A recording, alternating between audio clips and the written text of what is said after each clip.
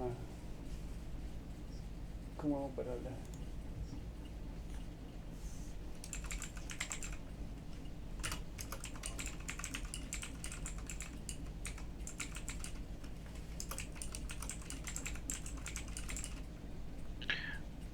Hola muchachos, ¿cómo están? ¿Me escuchan bien? ¿Pueden ver la pantalla?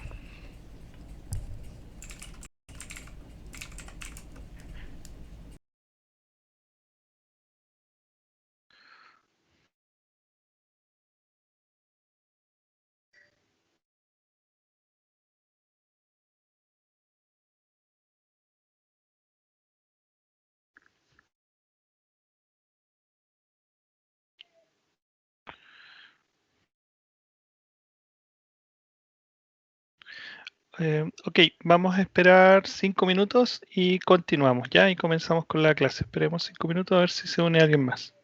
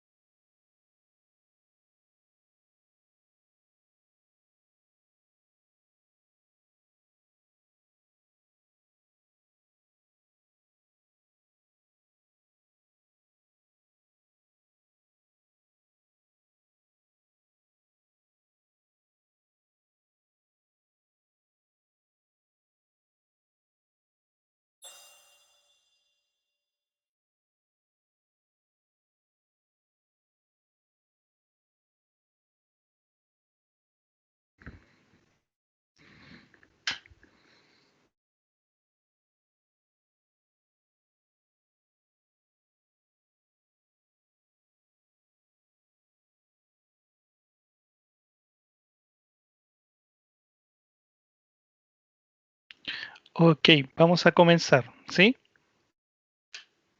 ¿Me escuchan bien? ¿Ven la página, cierto? Patti, Elías.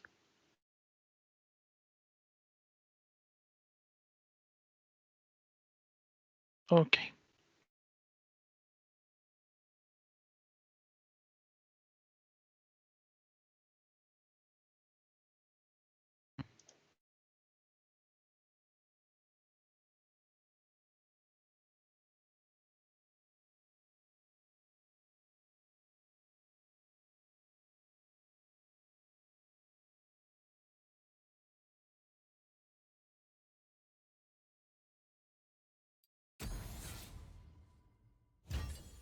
ok. Comencemos.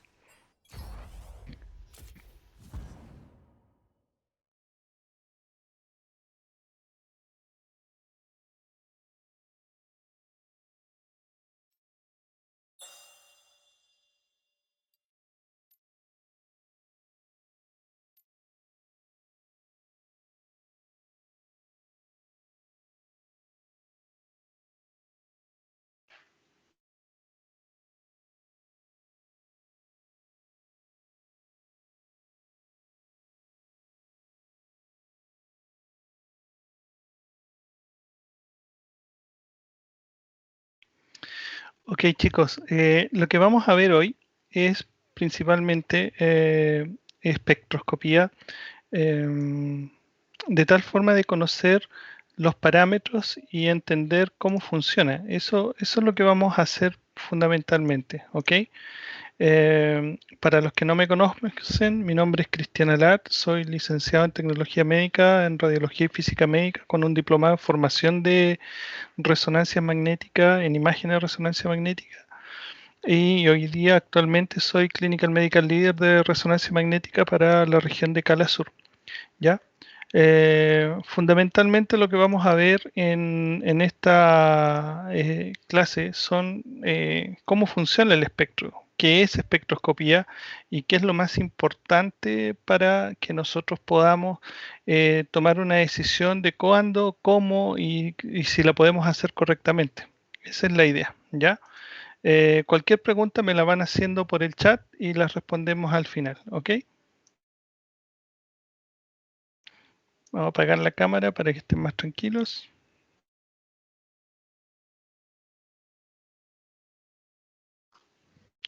Bueno, ¿qué es espectroscopía? Esa es la principal pregunta que uno debe hacerse cuando hace resonancia magnética y la respuesta está a que es un método para detectar compuestos biológicos distintos del agua. Por lo general, cuando hacemos espectroscopía nosotros siempre estamos, perdón, cuando hacemos resonancia magnética siempre estamos mirando el núcleo de hidrógeno, ¿cierto? Y por lo general vemos el núcleo de hidrógeno que está en el agua, en la grasa.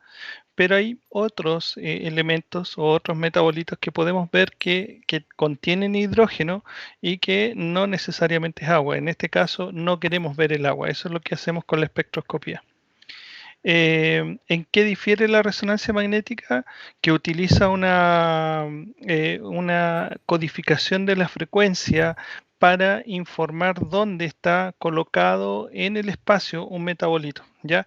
Lo que nos importa es la codificación o información química de la secuencia y no nos interesa la codificación espacial para formar una imagen, sino que nos interesa más que nada saber cómo se comporta químicamente X elemento de tal forma de poderlo identificar en un gráfico y poderlo colocar gráficamente según la cantidad. ¿Cómo se codifica la frecuencia? Con la información química, ¿ya? Eso es lo que hacemos, ¿ya? El hidrógeno y otros núcleos diferentes a las moléculas del agua resuenan diferentes frecuencias. Por ejemplo, si yo coloco un hidrógeno rodeado de carbón y un hidrógeno químicamente formado por CH3, por ejemplo, lo que va a hacer que esa nube electrónica que rodea al hidrógeno hace que el spin gire de una forma distinta con respecto al otro spin que tiene una nube electrónica a lo mejor menos o más cargada, dependiendo del átomo que tengamos. Entonces, lo que está haciendo la espectroscopía es codificar la frecuencia, pero de el ambiente químico en el que se encuentra el átomo de hidrógeno. ¿Por qué hacemos esto? Porque cada vez que nosotros tenemos un campo magnético de 1,5, 3 Tesla, las frecuencias van a ser proporcionales a este tamaño. Mientras más campo magnético, las frecuencias son más altas, ¿ya? Si nosotros pudiéramos identificar la corriente de electrones de un campo magnético circular, estos crean un pequeño campo magnético en ese ambiente, lo que se opone al campo magnético principal, causando a nosotros un desfasamiento de las frecuencias de distintos átomos de distintas moléculas que componen hidrógeno y que están rodeados de otras átomos o nubes electrónicas. Lo que hace esto es que podamos posicionar nuestra espectroscopía en valor a la cantidad de elementos que componen ese tejido con número del mismo, por decir lo mismo, campo electrónico. Es decir, si yo tengo un átomo de hidrógeno rodeado en una nube electrónica X y al lado tengo otro átomo de hidrógeno rodeado de una nube electrónica, llamémosla Y, dependiendo de la cantidad que haya uno de otro, yo lo voy a ver con más tamaño o menos tamaño en la magnetización. Por lo tanto, lo puedo identificar por la cantidad de metabolitos que tiene. Existen dos tipos de espectroscopía. Una es la multinuclear, empleada para estudiar las variaciones de la frecuencia de resonancia en función al tipo de núcleo que dispongan, ya sea hidrógeno, fósforo, carbono, sodio, son las más comunes. Por ejemplo, el PTMR de Fuesmen en Mendoza tiene la opción de trabajar con espectroscopía multinuclear, ¿ya? Pero tienen las licencias para hacer la adquisición, pero necesitan coil distintos y necesitan otros elementos para poder trabajar y hacer esas cuantificaciones, ¿ya? Y la espectroscopía clínica, que es la que hacemos nosotros a diario, se llama espectroscopía por resonancia de un solo núcleo, ¿ya? Que permite estudiar las variaciones de frecuencia, pero en función de la molécula que está integrada por un núcleo de referencia, generalmente en este caso el hidrógeno. Entonces, nosotros, por ejemplo, en un equipo de resonancia magnética, podremos utilizar un espectro ¿cómo se dice esto?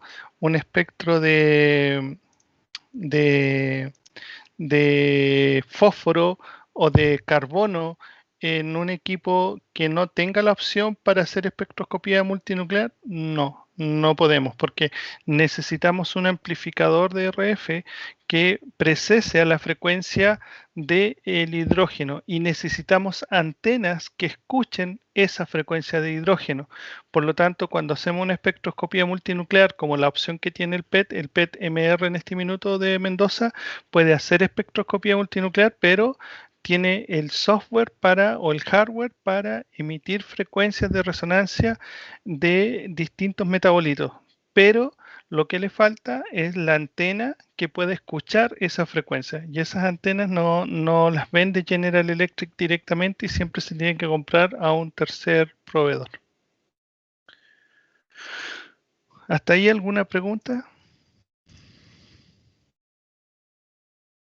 Ok, continuamos.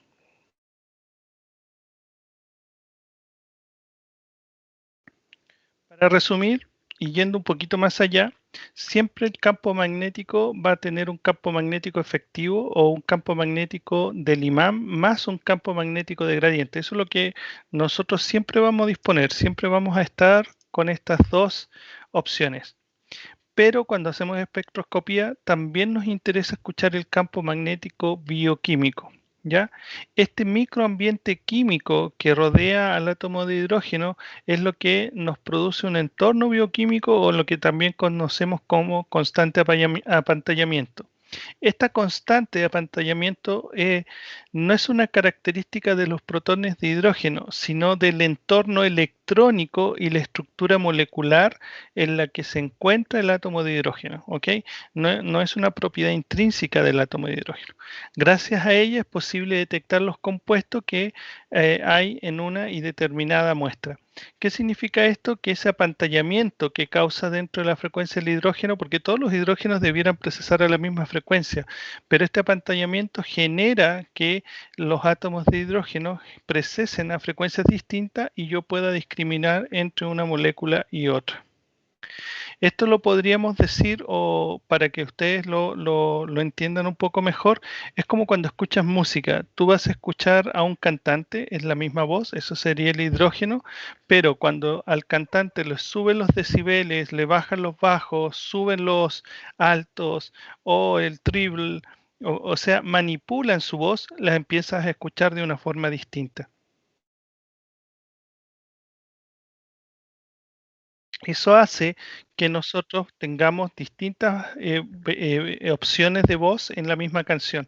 Entonces, más o menos eso, y lo que tú escuchas es lo que quieres al final traducir en una medición. Vamos a admitir algunos chicos más que llegaron.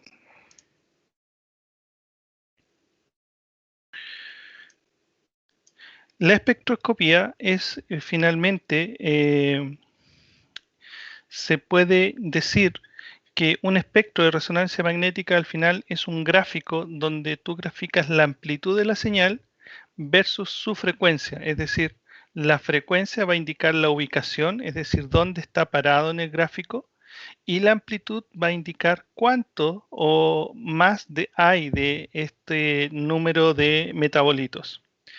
Cuando nosotros tenemos una amplitud mayor, ¿ya?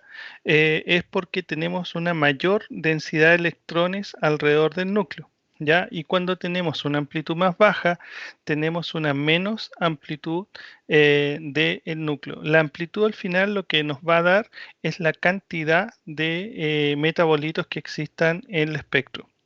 La frecuencia la pueden expresar en hertz o en partes por millón o ppm. Por lo tanto, en este eje de gráfico van a colocar la posición en hertz del metabolito, que va a estar indicada por un valor inicial y un valor terminal, porque no son valores centrales, sino que empiezan y terminan desde un punto a otro, o lo pueden colocar en partes por millón. ¿Ya? El cambio de frecuencia debido a diferencias en un entorno químico es lo que también nosotros conocemos con cambio químico o el apantallamiento, lo que va a causar que nosotros ese cambio químico o desplazamiento químico nos indica cuánto está desplazado el metabolito 1 de un metabolito 2. El espectro puede ser alterado por distintas cosas. O sea, el espectro no siempre sale bien y uno empieza a pelear con la secuencia porque el espectro no queda correctamente, ¿ya? El espectro siempre va a estar compuesto, chicos, de agua y grasa. Siempre. Siempre van a tener grasa, siempre van a tener agua. No es que no las veas, ¿ya? Se dice que la concentración de agua dentro de una medición de resonancia magnética es mayor a 10.000 veces los metabolitos que uno puede tener, ¿ya? Por ejemplo, en 10 ml de agua nosotros vamos a tener 1 microlitro de metabolitos, ¿ya? Por lo tanto, para yo poder ver la amplitud y la frecuencia de los metabolitos, no lo puedo hacer en una escala, no los puedo poner en un gráfico, porque es tan bajita con respecto al agua que al final queda en la zona donde uno debiera tener algo y acá al final no se ve nada. Por eso es muy importante hacer supresiones de agua de tal forma que el agua desaparezca y los metabolitos locales se puedan visualizar de mejor manera.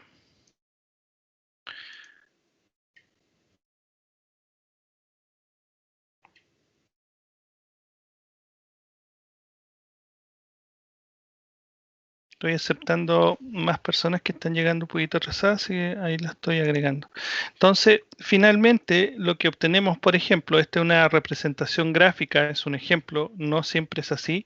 Vamos a tener acá un espectro de próstata, donde tenemos el duplete de citrato, la creatina, la poliamina y la colina.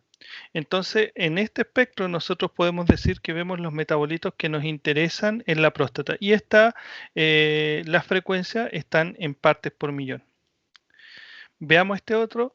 Este es un espectro single voxel, por ejemplo, de un fantoma, donde las frecuencias son específicas para el ambiente químico donde se encuentra. En el fantoma no hay un ambiente químico controlado, es lo que necesitamos medir, por eso el espectro se ve tan bien. Y la amplitud bajo la curva son proporcionales a la concentración que hay debajo de ello. Entonces, la amplitud de esto va a determinar netamente de la concentración de metabolitos. Entonces, mientras más concentración, la amplitud tiende a ser mayor y los metabolitos quedan más altos. ¿Ya? La composición o dónde están posicionados determina el ppm. Y la concentración se determina por la altura, que va a ser determinada esta concentración por la amplitud de la curva. Sumamente importante. Todos los metabolitos que uno conoce se ponen en referencia en base a un metabolito conocido. Por lo tanto, por ejemplo, en un espectro multivoxel, nuestro metabolito conocido es el Na. Es un metabolito que todos los órganos tienen en cerebro, por lo general.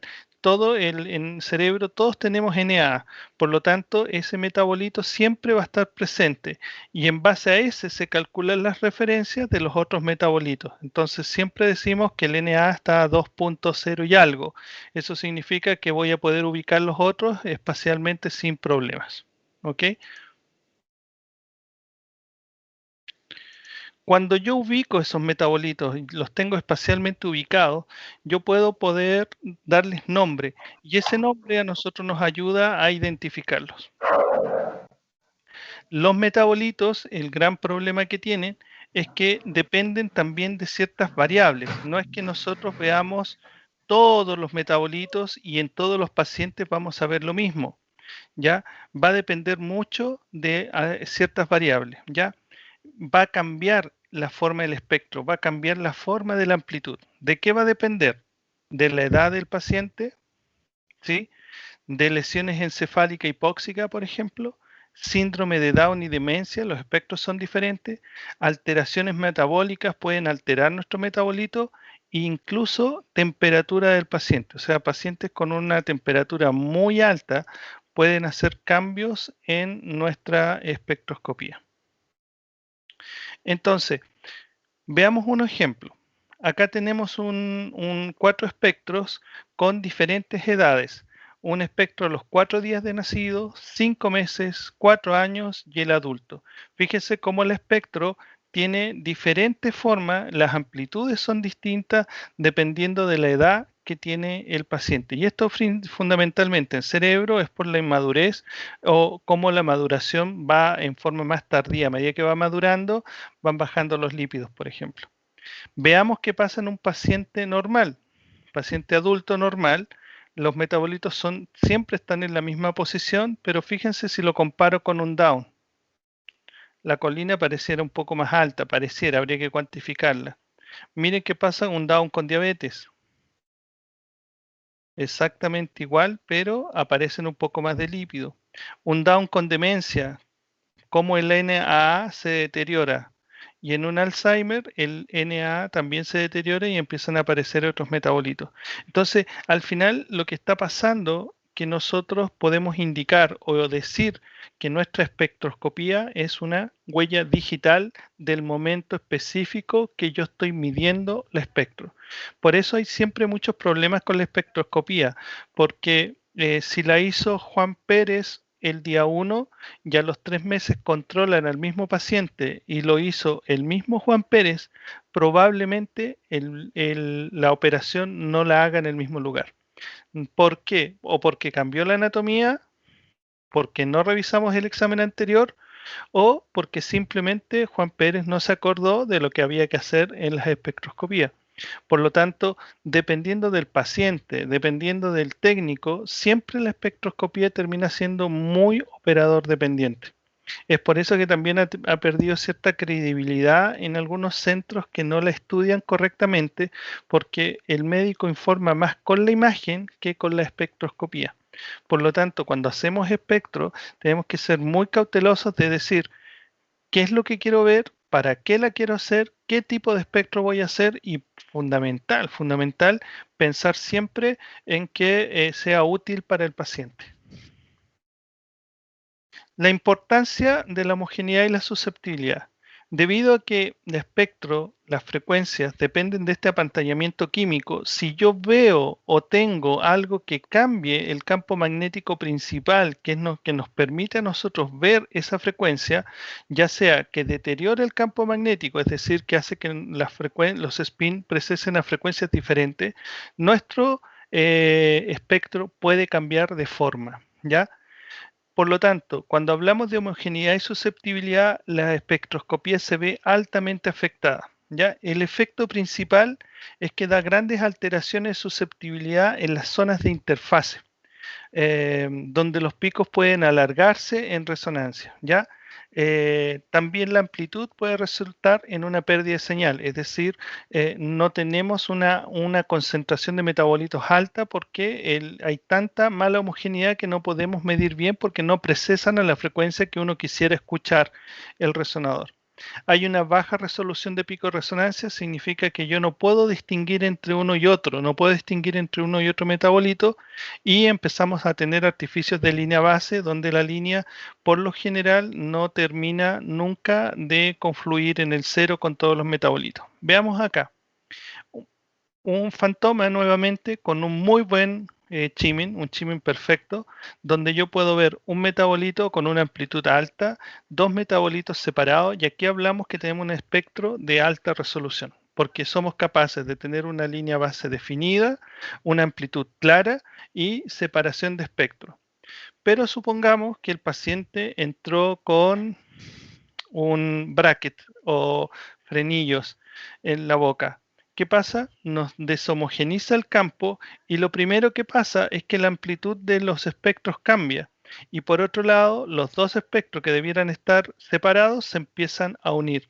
Por lo tanto, si yo tengo que ubicar si este espectro y este otro, perdón, este metabolito y este otro metabolito tienen nombres diferentes, ¿cuánto comparten de la concentración o la amplitud debajo de la curva? No lo sé, porque cuánto de esto comparte va a ser en la parte baja y eso hace que a veces las relaciones no sean tan buenas. ¿Sí? Lo mismo pasa con el metabolito que está más a distancia. Ya cuando el chiming es totalmente malo, o sea, el chiming es horrible, vamos a tener que nos perdemos la resolución de metabolitos, es decir, yo no puedo identificar dos metabolitos distintos y a su vez se suman estos causando un solo pico. Y esto es peor todavía. ¿Por qué? Porque estamos diciendo que si, por ejemplo, acá hubiera un metabolito como creatina o colina, estamos diciendo que se sumó todo y esto es solo colina o es solo creatina, no lo sabemos. ¿Ya? Entonces tiende a pasar que nos pasa que tenemos en nuestro espectro ese tipo de situaciones cuando tenemos una mala homogeneidad. Por lo tanto, el proceso de CHIM debe ser siempre bien usado.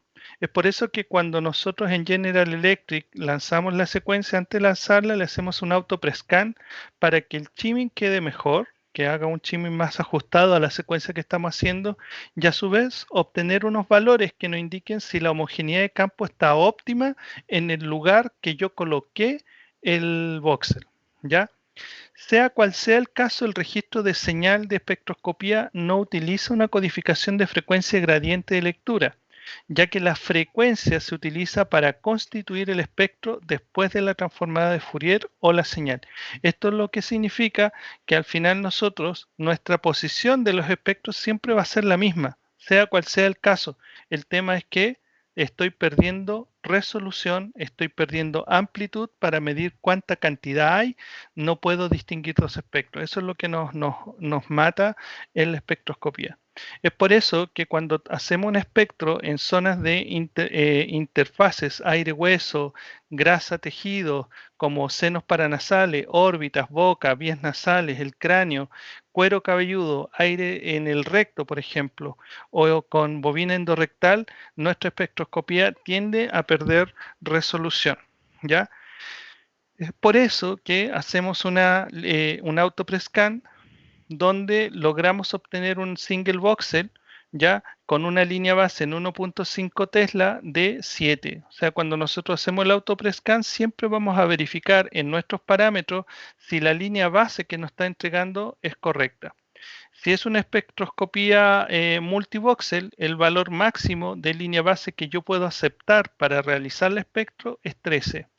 Y como vimos hoy día, también hay una espectroscopía de 3D. Yo hoy les dije 14, pero en realidad es 16. O sea, sobre 16 yo no puedo hacer el espectro. Cualquiera de estas tres espectros yo no las puedo hacer si está por sobre ese valor.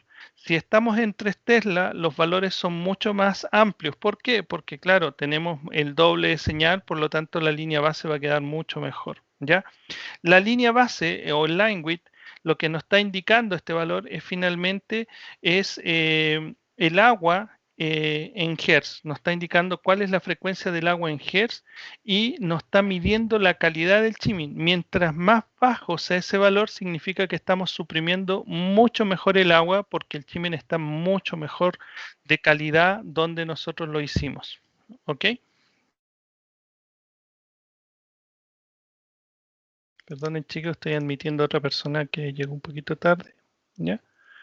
Entonces, cuando hacemos eso, podemos ejemplificar esto cuando hacemos espectroscopía de próstata. Por ejemplo, un espectro de próstata donde nosotros colocamos una bobina endorrectal, por ejemplo, y nos da una línea base 14, es decir, la supresión de agua está al límite, pero nos entrega el metabolito de citrato bastante bien, pero nos entrega una suma de picos entre colina, poliamina y creatina. Esto es lo que causó, chicos, que el PIRAT sacara de la espectroscopía de próstata. ¿Por qué lo sacó? Porque cuando hacían la espectroscopía teníamos un pico sumado de 3 metabolitos y si lo veías alto decías probablemente tumor. Si lo veías bajo, no había nada. Entonces la relación entre uno y otro siempre no fue correcta. ¿Por qué pasa esto? Si nosotros colocáramos una bobina insuflada con un gel que nos ayude a homogenizar mejor el campo, que el campo no quede inhomogéneo por tener una bobina insuflada con aire, mira qué pasa con el mismo paciente. Tienes el pico con diferentes estructuras, perdón, no estructuras, distintos metabolitos que te permiten a ti identificar creatina, la colina y la poliamina. En este caso, lo que está indicando que está alto es la poliamina y no la colina. Y miren lo importante que es, porque la poliamina es alta en pacientes que tienen un tumor benigno, mientras que la colina es cuando está alta cuando hay un tumor maligno. Entonces, si yo sumara sumo estos tres, lo que estoy haciendo es sumar y por lo general el médico dice, ah, colina, está elevada, tumor. Y cuando vas a hacer la biopsia, porque identificaba el espectro, el médico urólogo hace la biopsia, le salía benigno. Entonces el espectro no estaba clarificando correctamente dónde estaba una lesión maligna versus una benigna.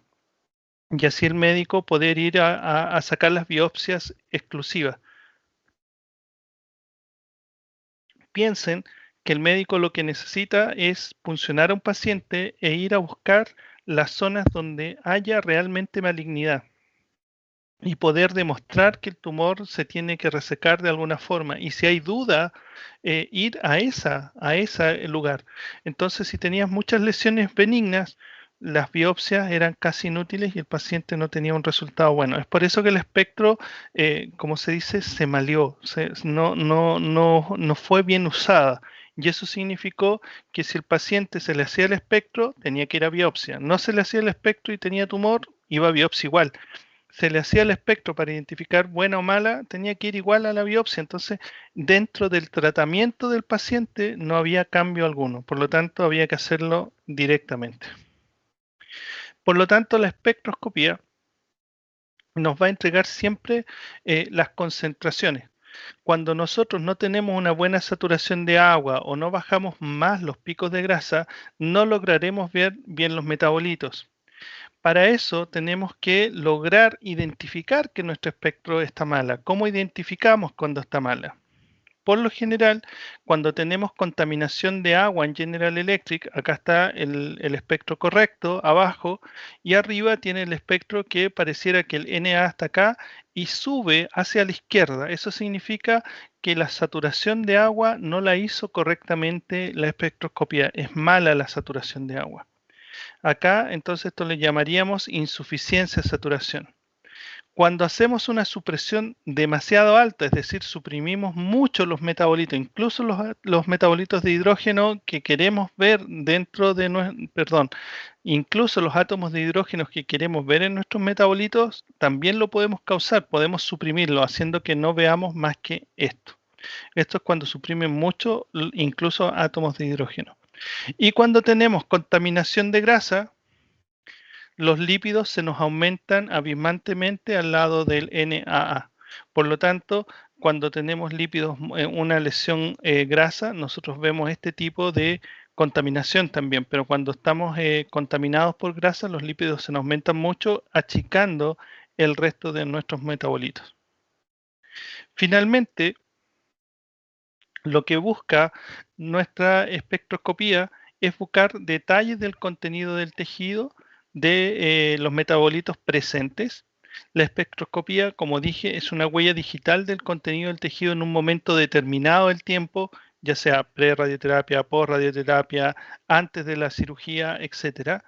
Es un análisis bioquímico no invasivo del contenido que nos va a entregar marcadores tumorales. Marcador tumoral significa que va a dar metabolitos que indican que es tumor, metabolitos que van a indicar cuáles son neurodegenerativos, marcadores hipóxicos, marcadores de energía y marcadores neuronales. O sea, todo eso nos da la espectroscopía. Vamos un poquito más allá ahora, ya vimos un poco de la base, vamos a los parámetros ahora, vamos a conocer las secuencias que tiene General Electric para las distintas espectroscopías, ¿ya? Primero que nada hay que entender que el paquete de espectro se llama PROBE para cerebro, o sea, cuando les vendan una espectroscopía, lo primero que le van a decir, sí trae PROBE. ¿Y qué trae PROBE? PROBE es el paquete de espectroscopía, pero eso no significa que traiga todo. Te va a traer un espectro single voxel, que esta es el pulso, es single voxel Q, ¿ya? Que puede traer tanto técnica PRES como técnica STEAM, ¿ya? Y tienen PROBE Chemical Chief Image, que es 2D SI, que esta también puede ser PROBE en PRES y STEAM. Son dos técnicas diferentes para adquirir espectroscopía.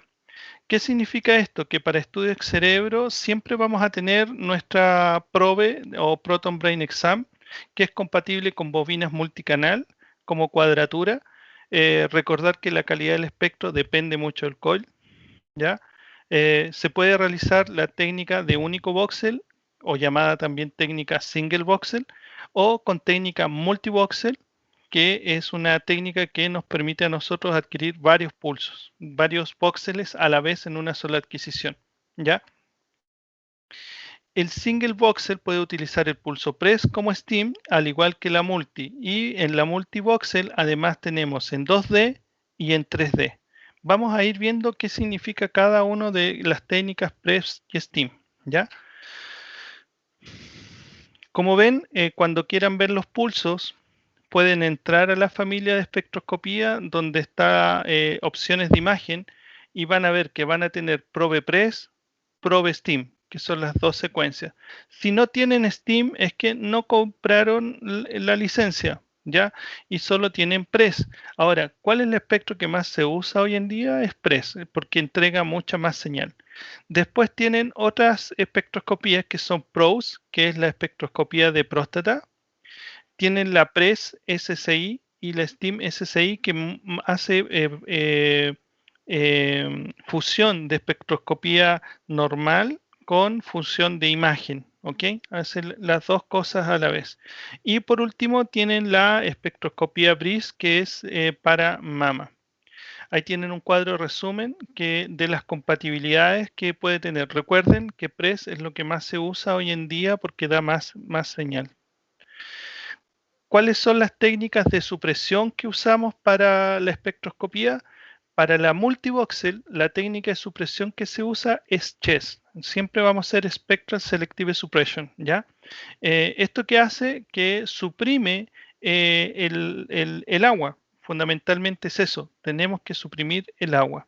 Mientras que la single voxel usa la técnica de supresión llamada BSS, que es un Special Selective Signal, que nos permite a nosotros suprimir tejidos en una frecuencia determinada. ¿Esto qué es lo que hace? Que manda dos bandas de saturación o dos pulsos de saturación a suprimir directamente donde tú quieres eliminar los tejidos que te molestan, en este caso el agua, y bajar la señal de la grasa para que no sea tan alta. Estas técnicas de supresión son muy importantes, ya que, como hemos dicho, el agua es uno de los pocos metabolitos que vamos a ver, pero que es miles de veces mayor que los metabolitos que nosotros realmente necesitamos revisar. Si no suprimimos bien el agua, no veremos nunca los metabolitos, ¿ya? Estos diferentes volúmenes o formas de suprimir son las que nos ayudan a nosotros a obtener una mejor supresión. En la single voxel, el volumen selectivo de señal nos ayuda mucho porque es una técnica de pulso muy selectivo de supresión. Y hoy es usada en todas nuestras espectroscopías single voxel. Por lo tanto, en el espectro single voxel no me preocupa mucho si tengo o no tengo supresión de agua correcta en los parámetros que me entrega la secuencia. ¿Por qué? Porque no me la va a borrar la single voxel. En cambio, en la multivoxel, como usamos un pulso selectivo normal, sí es necesario preocuparnos de que el parámetro que indica el autoprescan que la supresión de agua está mayor a un 96% esté correcto. Veamos qué significa tener dos espectroscopías distintas, técnicas distintas, ¿ya? Tenemos STEAM, que es una espectroscopía principalmente, es un esquema de pulso 90-90-90 que nos permite hacer tiempos cortos de tiempo de eco menor a 20 milisegundos, ¿ya? Esta secuencia es muy buena para ver tiempos de eco muy cortos. Por lo tanto, la STEAM siempre nos va a entregar mayor resolución en esta área. La PRES, por otro lado, es un esquema de pulso de 90, 180, 180. Por lo tanto, lo que está haciendo es recuperar la señal perdida. Se puede usar con tiempos de eco cortos y largos y tiene 2 veces más señal que el STEAM. Por lo tanto, fíjense en la línea base, es mucho mejor definida. Acá la línea base es un poco amplia. Entonces, aunque aquí pareciera que vemos mejor, esta se adquirió con un tiempo de eco intermedio, 144, mientras que esta con un tiempo de eco corto. Tiempo de eco corto siempre va a entregar más señal. Por eso el STEAM quedó un poco mejor aparentemente con respecto a la PRES. PRES, que es Point Resolve Spectroscopy, nos permite como pulso adquirir un eco de único volumen localizado definido por la intersección de 3 cortes ortogonales. ¿Esto qué significa? Que nosotros, para ubicar el voxel, va a ubicar la gradiente en 3 ejes ortogonales. En la single voxel vamos a usar BSS, nos permite usar BSS, permite evaluar de forma no invasiva las concentraciones relativas de metabolitos, y la reconstrucción del espectro de voxel único o single voxel incluye un análisis cuantitativo del espectro que informa la intensidad de la señal de los compuestos biológicos y que no necesita un postproceso extra. O sea, la reconstrucción la entrega en forma automática, ya la entrega lista. Por lo tanto, yo en la secuencia single voxel no tengo que hacer un postprocesamiento. A lo sumo tengo que tomar un screen capture porque el PACS no siempre ve el archivo raw data del espectro, ¿ya? Sus beneficios son técnicas no invasivas para evaluar las concentraciones relativas de metabolitos, disminuye el tiempo de exam o el tamaño voxel, la PRES siempre nos va a dar mejor señal, El ciclo de fase suprime las señales indeseables en el single voxel. La single voxel tiene una opción que ustedes la ven como next, la vimos hoy día en la mañana en la parte práctica, que ven 8 next en la single voxel. Esas 8 next lo que está haciendo es entregarnos en realidad una fase de supresión de señales indeseables, por eso aumenta la calidad de la secuencia single voxel compress. El voxel generado por Press no es tan definido como el del Steam, ¿ya? Por lo general el voxel es un poco más, no ruidoso en señal, sino que no calza correctamente como uno quisiera en el Steam, ¿ya? La Steam entrega información metabólica igual que la single y la multivoxel, se puede hacer en los dos. También usa 3 pulsos DRF seleccionados en caja, es decir, que se cruzan entre sí. Hay 4 ecos, pero solo se adquiere el eco con la mayor amplitud, ¿ya? Los otros ecos son eliminados por la aplicación de un light spoiler para no meter ese ruido dentro de la adquisición y se hace una adquisición de un tercer eco estimulado. Cuando hacemos STEAM, para nosotros una técnica no invasiva para evaluación de concentración relativa de metabolito en vivo, igual que la PRES, los tiempos de eco disponibles en STEAM pueden ser mucho más cortos, es más adecuado que PRES cuando los metabolitos químicos que tienes son de T2 más cortos y necesitas tiempos de eco mucho más cortitos. La Probe STEAM está particularmente adaptada a adquisiciones espectrales con tiempo de eco corto, ¿ya? Debido a que es un pulso de 90, 90, 90 y no un pulso 90, 180, tiene una inferior señal comparada a la PRES. Veamos la espectroscopía single voxel. Recordemos que la espectroscopía es una huella dactilar del tejido en el instante que ha sido tomada. Es aquí donde los médicos deben tener la sapienza para reconocer el metabolito según la condición del paciente, ¿ya? La single voxel siempre va a ser una espectroscopía más confiable y reproducible. Es ideal tanto para enfermedades que comprometen todo el tejido cerebral como enfermedades focalizadas. Sin embargo, debido a que es un voxel único, proporciona poca información espacial, sino que de una región específica. Así que la multivoxel o CSI se hace necesaria si la distribución espacial de los metabolitos de la lesión es importante para el médico en la evaluación, ¿ya?, de la enfermedad. Su postprocesamiento es realmente sencillo, ya que entrega todos los resultados automatizados de las relaciones en base a utilizar de referencia la creatina. ¿Se recuerdan que al principio vimos que los espectros siempre usan un metabolito de referencia X para ubicar los restantes que lo rodean en ese apantallamiento químico o desplazamiento químico que se produce por la nube electrónica que rodea el hidrógeno? Entonces, cuando nosotros tenemos esa relación, para ponerle el nombre y decir está en tal frecuencia, yo necesito un metabolito de referencia. Entonces, siempre los espectros tienen una referencia metabólica. La single voxel, la referencia metabólica es la creatina, mientras que la multivoxel, la referencia de metabolito es el NAA, el N-acetilespartato. Por lo tanto, las dos secuencias no pueden leerse igual. Una es la NAA que todo el mundo conoce, pero la single voxel usa la creatina. ¿Por qué usa la creatina? Porque es un marcador energético, es decir, que donde nosotros tengamos consumo energético, la creatina va a aparecer. O sea, nosotros necesitamos energía para subsistir y se quema creatina para nosotros poderla tener en energía. Entonces todas las células consumen creatina.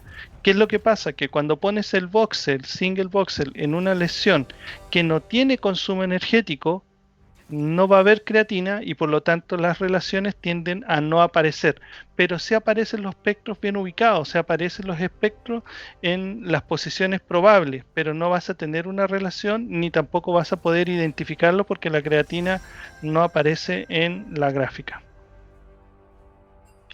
Los parámetros más importantes de la single voxel, por lo general, esta técnica puede ser aplicada sin restricción en la mayoría del cuerpo.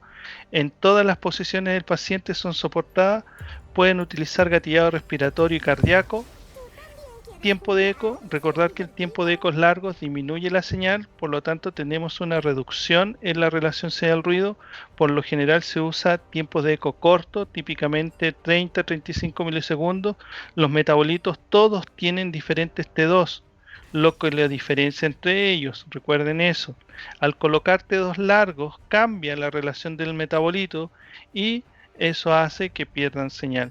Se debe cambiar el TE solo si es necesario para determinar enfermedades o identificar, ¿cómo se dice esto? Identificar lesiones que nos permitan a nosotros ver un metabolito extra, ¿ya? Para que sea de utilidad diagnóstico al final. Por lo general es recomendable utilizar siempre el mismo TE para no alterar las relaciones, es decir, siempre usen el mismo tiempo de eco que les pidió la primera vez el médico radiólogo. Hay algunos patrones llamados patrones de acoplamiento que también pueden cambiar en la dirección. En vez de ver los metabolitos hacia arriba, se ven invertidos, como el lactato. Eso pasa siempre en tiempos de eco de 144. Entonces, cuando nosotros vemos lactato invertido, estamos seguros que hay una lesión tumoral y el médico tiende a pedir una espectroscopía single voxel para ver todos los metabolitos y una con tiempo de eco 144 que va a perder un poco de señal, pero solamente para ver el efecto del metabolito o invertido, de que son los lactatos invertidos. ¿Ya? Acá un ejemplo, tiempo de eco 35 y un tiempo de eco 144 invertido. Y si aumentamos el tiempo de eco un poco más, 288 y el lactato está alto. Y miren cómo la colina está alta. Entonces cuando está la colina alta, creatina más bajita, el NA casi no está y tenemos este invertido, significa que hay una lesión secundaria. ¿Ya? Mientras que con el TE35 podemos ver con mejor calidad los otros metabolitos. Colina y creatina aparecen altamente porque ganó más señal. Otro de los parámetros que debemos visualizar correctamente es el TR. ¿Ya? Cuando nosotros disminuimos el TR con el fin de reducir el tiempo, nosotros tenemos más contaminación T1 y lo que nosotros queremos en nuestro espectro es T2. ¿Ya? La relación de metabolito es diferente con distintos TR debido a diferencias de T1 con mayor potenciación. Dependiendo del usuario, el TR va desde 1500 a 2500 milisegundos. El TR siempre comandará el tiempo de adquisición. Denme un minuto, chicos, solo un segundo. Espero que estén allí.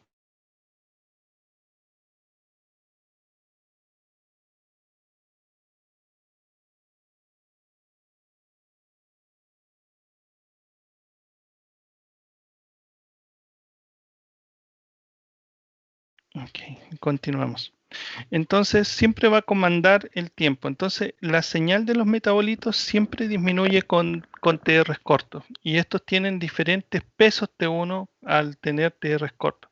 Sin embargo, si quisiera tener un relajamiento, por ejemplo, de todo el espectro, debiera esperar alrededor de 10 segundos. Esto no es recomendable porque la verdad que se alarga el tiempo de adquisición. Lo habitual es, dependiendo del usuario, el TR va a ir desde 1500 a 2500 milisegundos. El TR, recuerden, comanda el tiempo que durará la secuencia.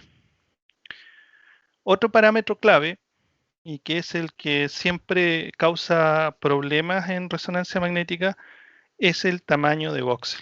¿Ya? La relación señal-ruido es proporcional al volumen o al void de voxel que nosotros estamos seteando. El tiempo de adquisición, si nosotros lo aumentamos o disminuimos este tamaño voxel, nunca es afectado. Cuando nosotros disminuimos a la mitad de volumen, nosotros siempre o bajamos el voxel a la mitad, es decir, pasamos un voxel de 20 a 10 o de un 2x2 a 1x1, siempre va a requerir más relación señal-ruido, ¿ya? Entonces, cuando pasa esto, por lo general, la secuencia no nos permite indicar cuánta es la relación señal-ruido ideal que nosotros tenemos en la single voxel. Por lo tanto, ustedes debieran mirar el tiempo. Vamos a ver un ejemplo. La relación señal-ruido, por lo general, está relacionada o es directamente más o menos proporcional a la raíz cuadrada de n. Pero ¿qué es n? Acá no aparece nex, ¿ya? N en realidad es el total número de scan que está en la parte avanzada. Si yo me devuelvo, estos nex que están acá, lo que está haciendo es solamente corregir los errores de ciclo de fase. Esto no es una nex real. Las nex reales están aquí, ¿ya? Lo que vamos a hacer entonces es aumentar este número de scan de tal forma de mejorar nuestra calidad de nuestro espectro. Esto va a ser nuestros nex. ¿Y cómo sabemos que está aumentando nuestra calidad? Porque el tiempo de adquisición es proporcional al número de nex. O sea, si nosotros vemos que aumentamos esto, nuestro tiempo de adquisición va a aumentar. ¿Pero cuánto?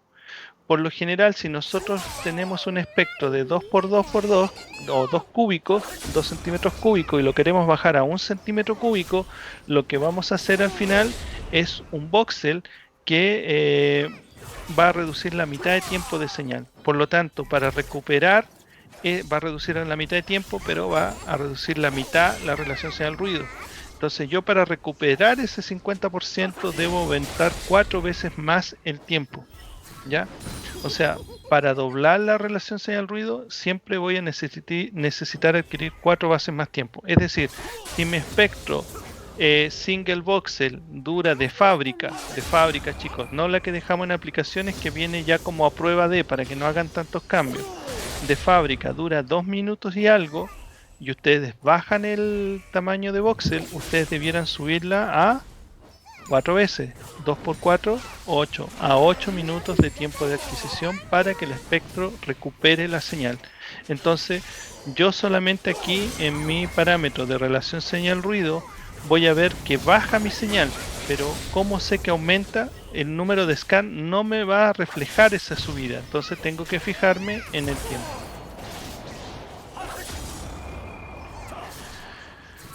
Ah, no.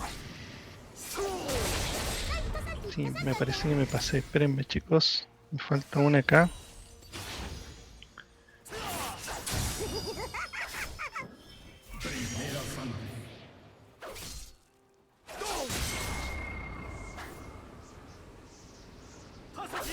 Ok. Veamos. Ya lo encontré. El voxel único versus el múltiple. Cuanto mayor es la región a estudiar, mayores son las dificultades técnicas para obtener un espectro de calidad. Es decir, si yo tengo que hacer un voxel muy grande para una lesión que es muy grande, es mejor pasar a una multi que a una single. El tiempo de adquisición es más largo en la secuencia multivoxel que en la single, ¿ya? Las características de la lesión es lo que más importa en una secuencia de voxel único. En general, la técnica single voxel es más reproducible, es decir, nosotros siempre vamos a ver que se reproduce mejor nuestra secuencia. Y la técnica multivoxel entrega información de aumento de celularidad en la vecindad de una lesión tumoral, lo cual la single voxel tendría que entregar lo mismo, pero tendría que hacerla varias veces. ¿Hasta ahí todo bien? Entonces, voy a mostrarles acá rápidamente, voy a ver si puedo magnificar un poquito esto. Esto es lo que hicimos hoy día en la parte práctica. Si lo puedo fijar, ahí. Fíjense, ahí hicimos la ubicación del voxel en coronal, después lo cambiamos a axial, ¿ven? Hicimos clic en la imagen axial para que haga el voxel axial, ¿sí? Para que hiciera correctamente la localización. Cuando hacemos la localización en multi, lo que estamos haciendo fundamentalmente, ay, perdón, lo chequé mucho, lo que hacemos fundamentalmente es que, en single, perdón, es que ubicamos nuestro buoy en la zona a prescribir, ¿ya? Fíjense que en esta zona que está aquí abajo, nosotros podemos dimensionar el voxel. Voy a aumentar un poquito ahí, espérenme.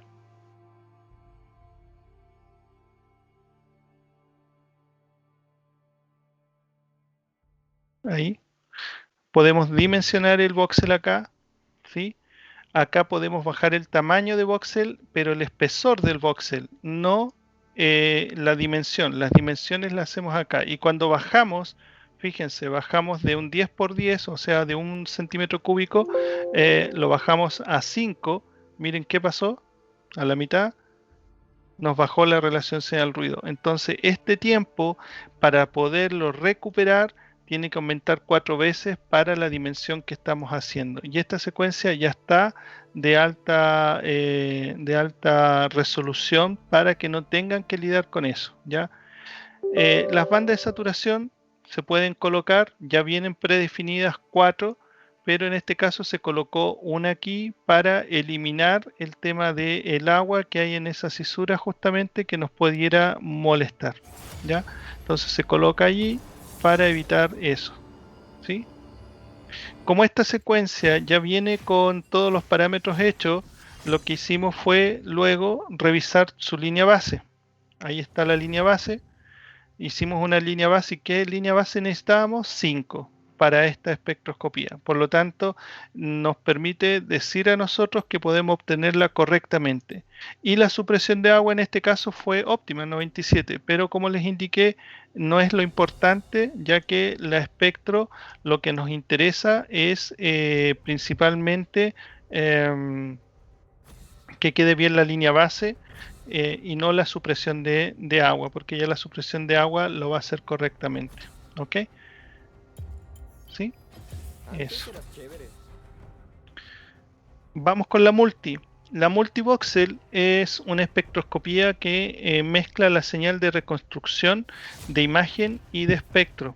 Siempre la multivoxel nos va a presentar dos imágenes, una real y otra imaginaria, que representa una cuadrícula o imagen de estampillas que comienzan desde un cuadrante superior izquierdo con valores cercanos a 4.3 ppm y baja a 256 pasos hasta llegar a un valor cercano a los 0.49 ppm. Parte de acá 4.3 y llega aquí más o menos a los 0.49.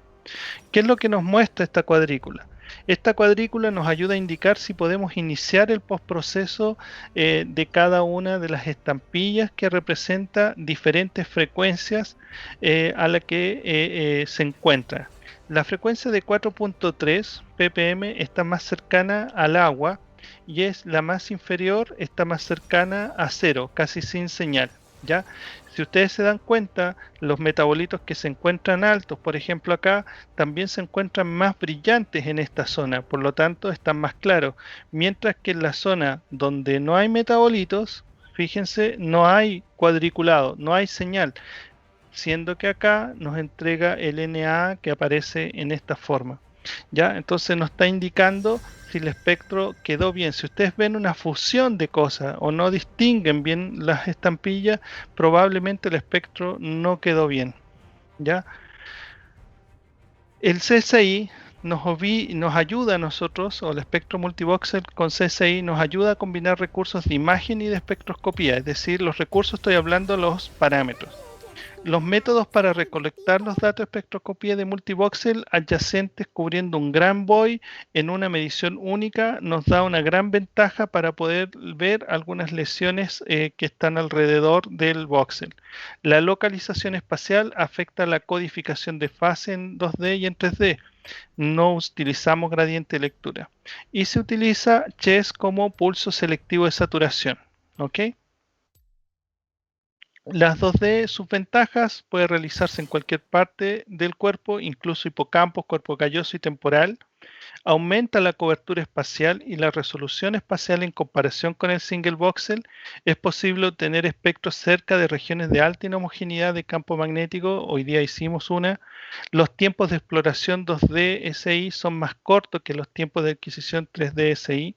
La espectroscopía 2D tiene algunas limitaciones. La medida debe repetirse cuando son necesarios varios cortes en el eje Z, por lo menos, para aumentar la cobertura, y eso significa un tiempo de examen. ¿Ya? Ahí tienen los posibles usos. Por lo general, cuando hablamos de la multivoxel, y yo nombro esto como que el hipocampo, el cuerpo calloso y el lóbulo temporal se pueden estudiar con multivoxel, quedan todos como diciéndome, Cristian, pero eso no es la single. Sí, la single voxel es más reproducible, o sea, si tienes que controlar a un paciente entre otros, sí. Pero ¿puedo usar la multi? Sí, puedo usarlo. El tema es que la adquisición de la multi tiene que ser bien planificada, que es lo que vamos a ver ahora. Veamos antes de eso los parámetros. Los parámetros ITE y TR tienen la misma finalidad que el espectro single voxel, es decir, TE largos quita señal, TE corto mejora la señal. TR largo me da más señal, TR corto me pone más T1 en la secuencia, me quita señal. ¿Ya?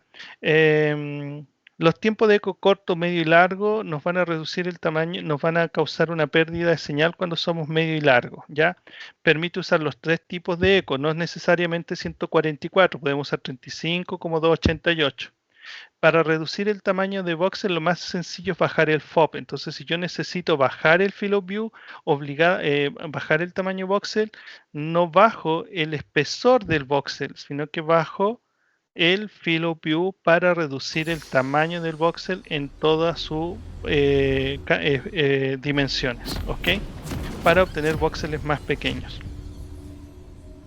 Otro parámetro que nos ayuda mucho acá es la frecuencia. Como estamos haciendo codificaciones en frecuencia, si yo aumento el número de codificaciones en frecuencia, voy a repetir mi espectro muchas más veces. Por lo tanto, también gano señal aumentando la matriz de frecuencia. Pero todo eso significa tiempo.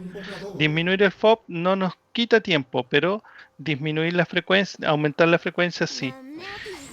Las NECs funcionan como parámetro de imagen, es decir, aquí sí yo puedo ocupar las NECs 1, 1.6, 2 o 3 NECs para mejorar la relación señal-ruido.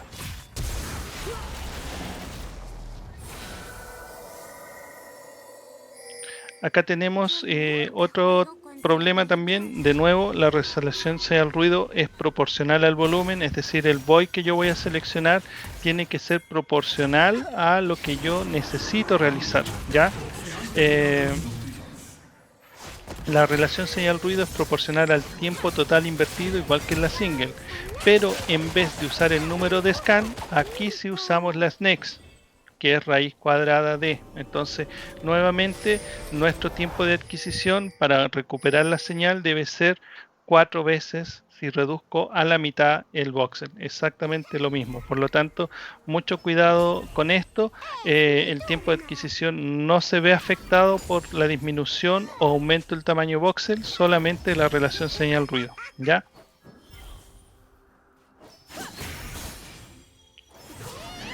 Por último, la espectroscopía 3D. Aquí voy a parar un poquito antes de ir a esta. Y aquí mostrarles nuevamente, voy a avanzar un poco más rápido en la línea del tiempo de lo que hicimos hoy. Vamos a ir a nuestro espectro multivoxel. ¿Sí? Ahí hicimos un espectro multivoxel, pero fíjense cómo la centramos, cómo la focalizamos. Vamos a aumentar acá. Ahí está. Hoy día Kiara hizo un estupendo trabajo cuando hicimos el espectro. Fíjense que circunscribimos, esta es la lesión, pero circunscribimos nuestro espectro a una sola región, no agrandamos hacia el otro hemisferio. ¿Por qué no agrandamos? Porque voy a meter todas estas inhomogeneidades que están en la línea media en mi espectro. Y como esto era un infarto y no había una lesión tumoral, íbamos a utilizar como espectros patrones o normales las zonas sin patología del paciente. Entonces, entendiendo que el abordaje es que una multivoxel puede hacer muchos voxeles, pero también debemos comprender que si hacemos una multivoxel en una zona compleja como hipocampo, donde nosotros tenemos, fíjense cómo queda en la zona que quedamos, miren, casi en hipocampo, la colocamos donde hay mucha agua, una región bastante compleja de realizar. ¿Qué es lo que haces tú? Buscas hacer el espectro de tal forma que esta región de interés que compone todos los voxels sea lo más pequeña posible. Mientras más chica, mejor, pero como yo necesito adquirir más voxeles, siempre adquiriendo 1 o 2 voxeles de control que son los normales que tú necesitas. Si yo quiero controlar acá con el hemisferio, ok, lo alargo, pero achico en el otro eje. o achico en este eje. Tratar de hacer un void lo mejor circunscrito para no meter más inhomogeneidad y que la homogeneidad de campo sea mucho mejor. Pero así todo, ¿qué nos pasó? Bajamos el FOB para mejorar el tamaño de voxel y perdimos casi un 30%, un 40% de señal. Entonces, ¿qué es lo que primero que hicimos? Subir 1.6 nex. ¿Cómo subió el tiempo? Y así todo no recuperamos el 100% de señal que tenemos para ese espectro. ¿Qué hicimos luego? Bajamos el tiempo de eco. Sabemos que si usamos tiempo de eco corto aumenta la señal, pero eso yo no lo veo reflejado en mi relación señal-ruido. Estos parámetros físicos yo sé que me van a mejorar la señal, pero no lo refleja la relación señal-ruido porque la fórmula de relación señal-ruido no mete parámetros físicos en su cálculo, en ningún equipo. Luego, ¿qué hicimos? Codificamos más veces, codificamos la frecuencia y dejamos la matriz cuadrada. Eso nos dejó un tiempo de adquisición de 8 minutos 36. Acá lo primero que dijeron, Cristian, pero te baja la relación señal-ruido. Claro, porque estoy codificando más, pero esto es un parámetro de imagen. Pero yo estoy mezclando parámetros de imagen con parámetros de espectro. Lo que logramos finalmente, acá está la single. Vamos a bajar un poquito el tamaño. Ahí está la single voxel con todas sus relaciones bien calculadas, la creatina como metabolito de referencia para ver las otras y obtener las relaciones. Cuando acá aparecen signos de interrogación, si se fijan, la creatina referencia, dice ref. Cuando acá aparecen signos de interrogación es que no fue capaz la espectro de determinar que esto era creatina. Por lo tanto, debo repetir el espectro para que determine que es creatina, desplazar el voxel hacia algún lugar. O definitivamente allí no hay creatina. Entonces, por más que tú hagas el espectro 2 o 3 veces, ahí tú no tienes creatina y tienes que decirle al doctor, no hay metabolito de referencia, ahí no podemos calcular las referencias y el médico tiene que identificar los metabolitos en base a la posición que dio.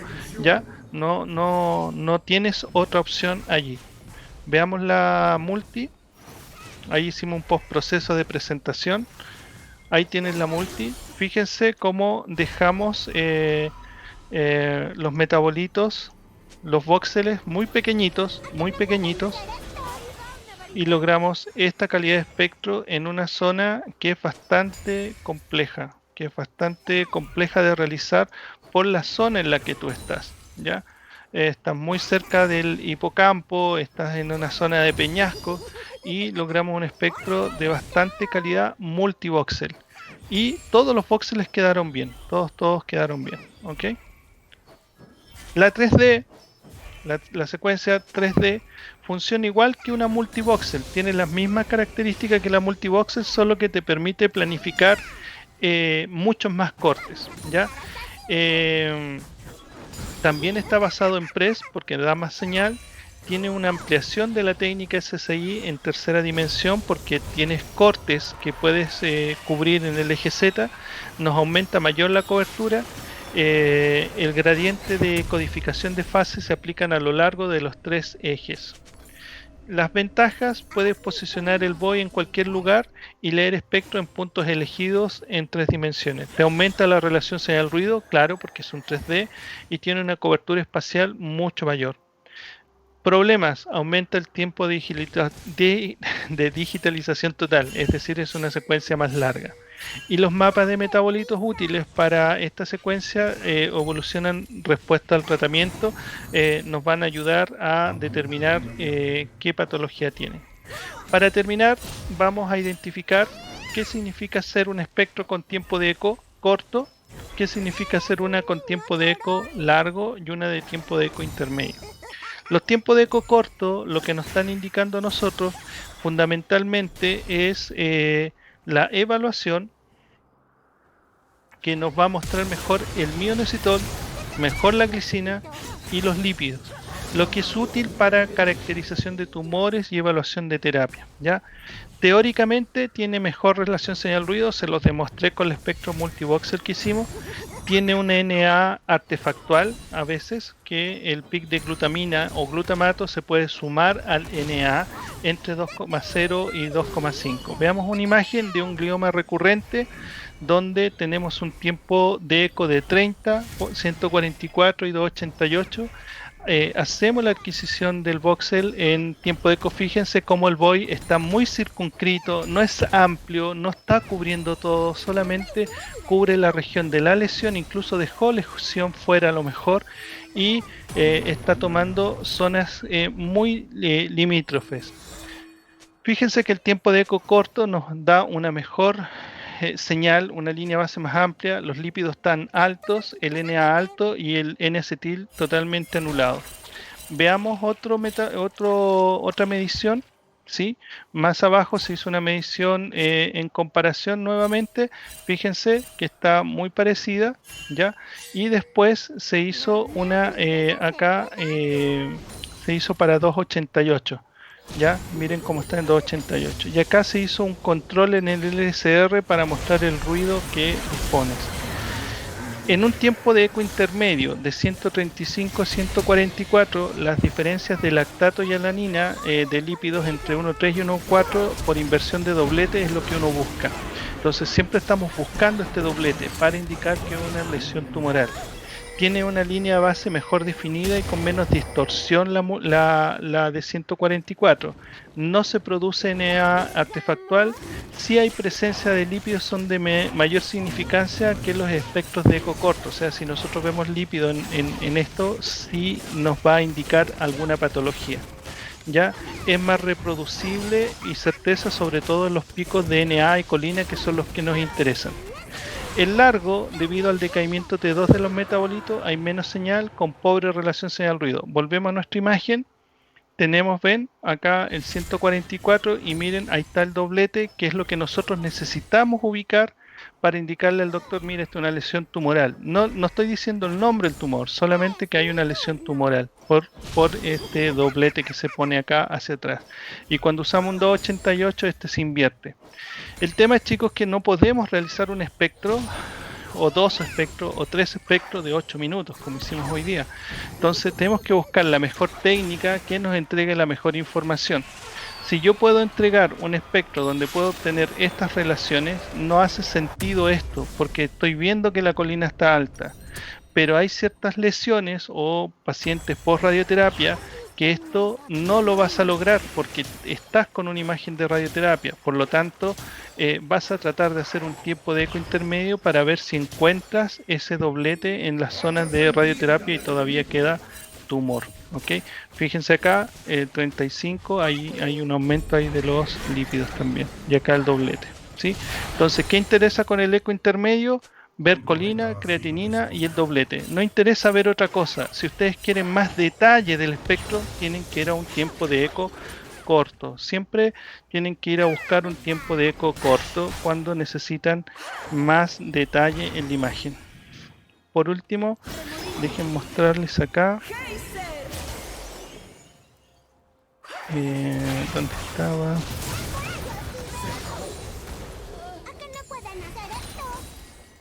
Oh, se me perdió la imagen.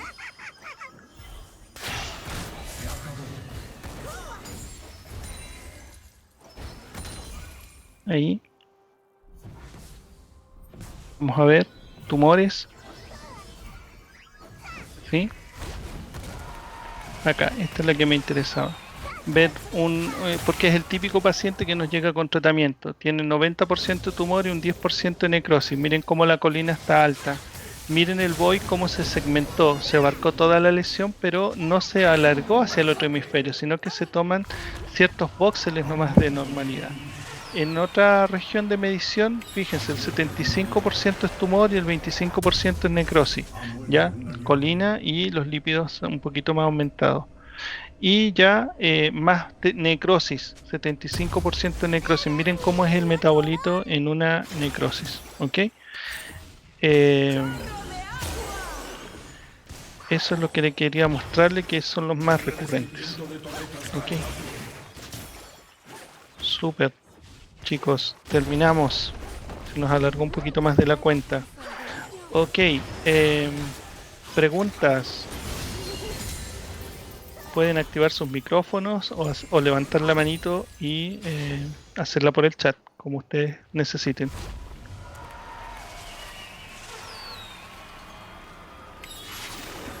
¿Cómo están? Espero les haya sido útil, espero les haya gustado.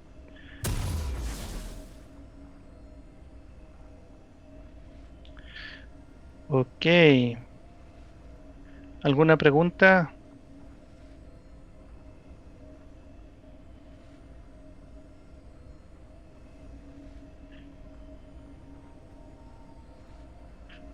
¿No?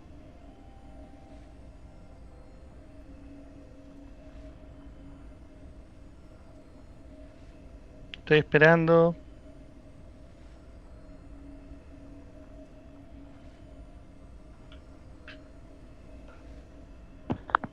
Cristian, en el chat le están haciendo preguntas. Ah, gracias.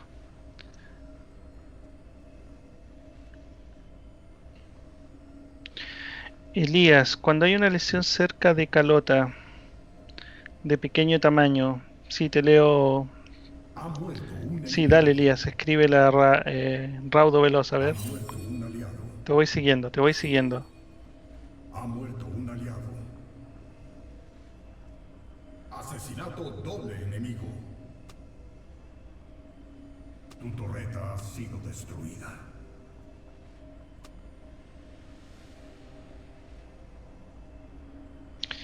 Ok, cuando estás, lo que vimos recién, cuando estás pegado a la calota, es mucho mejor hacer el espectro en coronal. Yo he tenido buena, eh, es mejor hacer la coronal porque puedes mirar en el plano Tu coronal torreta ha que te sido está saliendo. destruida. Cuando la planificas en axial, por lo general te estás metiendo a la calota. Entonces tratas de hacerlo en coronal para ubicar mejor tu voxel. Dos, ustedes saben que hay ciertas zonas de inhomogeneidad, entonces cuando estás muy cerca de la calota también estás cerca de los senos venosos, está pasando toda la sangre, entonces tienes que buscar la forma de que la lesión quede, el voxel quede metido en la lesión, pero por otro lado que no tome calota ni vaso venoso. Por lo general, como Masacre hicimos hoy enemiga. día, lo que hacemos es colocar una, ¿cómo se llama esto? Hicimos hoy día esto, justamente que una de las cosas que más pasa, me voy a ir a la single, acá, vamos a aumentar un poquito más. ¿Qué fue lo que hicimos allí? No estaba molestando esto, entonces colocamos una banda de saturación que eliminara toda esa agua que esté acá y solamente vea el tejido que yo necesito.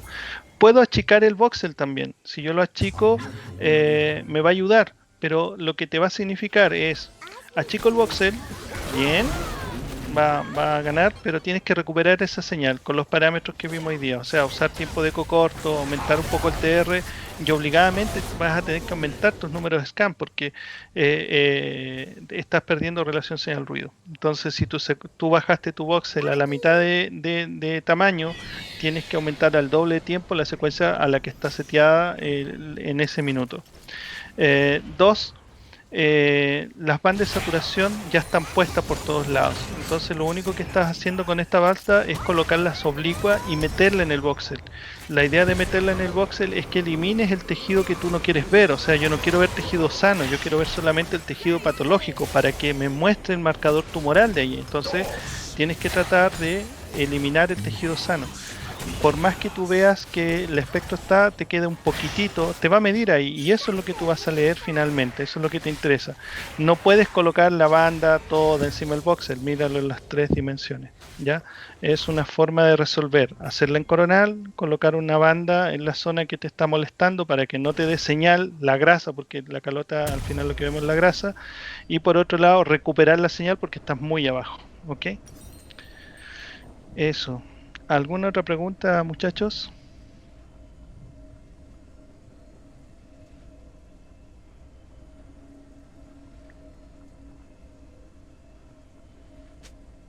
Ha muerto un aliado.